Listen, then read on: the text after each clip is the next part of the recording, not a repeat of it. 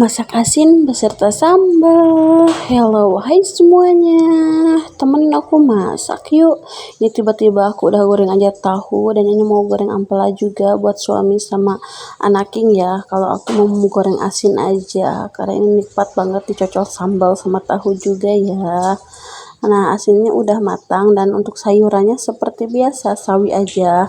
Setiap hari pokoknya harus pakai sayur ya biar bisa itu loh. Nah, untuk sambalnya juga ini sambal dadakan ya, aku pakai sambal tomat juga sedikit aja karena biar habis dalam sehari dan alhamdulillah untuk masakan hari ini.